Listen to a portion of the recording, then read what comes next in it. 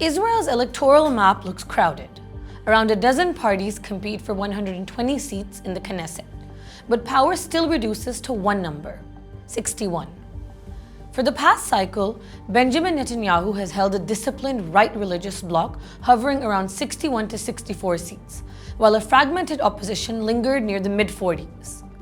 That structural gap, not ideology alone, is what the merger between Yair Lapid and Lapid-Bennett is designed to erase. On paper, the opposition's core, Yesh Atid with 24 seats, National Unity having 8 seats, Yisrael Beitenu with 6 seats, Labor with 4, and New Hope with 4 seats, totals roughly 46 seats. The merger doesn't add new seats, but it consolidates them, reducing vote wastage and sharpening the message. In practical terms, that can lift the bloc into the 50 to 55 range, turning it from a protest camp into a credible governing contender. Add the Arab parties' roughly 10 seats, and the path to 58 to 62 opens up. That's the knife edge where Israeli elections are decided, not by slogans, but by last-mile arithmetic. The real hinge, however, is the Haredi bloc, Shas having 11 seats and United Torah Judaism with 7 seats, together about 18 seats. Historically aligned with Netanyahu, they are driven less by ideology than by guarantees: budgets, autonomy in religious education, and protection of the draft status quo.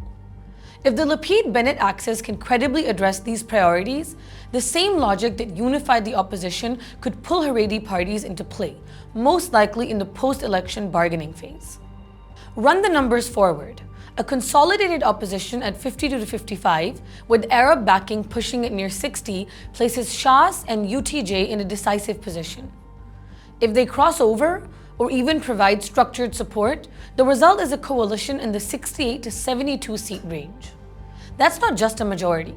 It's the kind of durable government Israel has long struggled to form, one that can pass budgets, survive shocks, and avoid the chum of repeated elections. This is where the Abraham Accords come back into play. Regional actors have slowed normalization, not out of rejection, but uncertainty, waiting to see what kind of Israel emerges politically.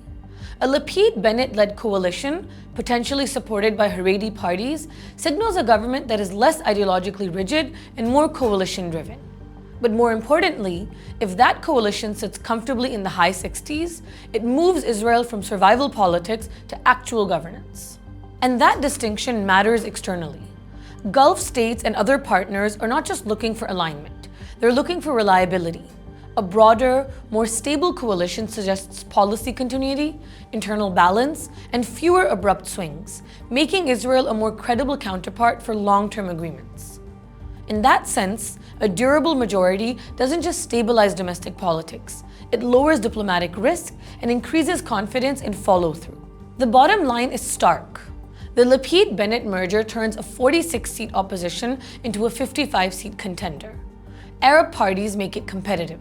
The Haredi bloc, with 18 seats, can make it decisive and durable.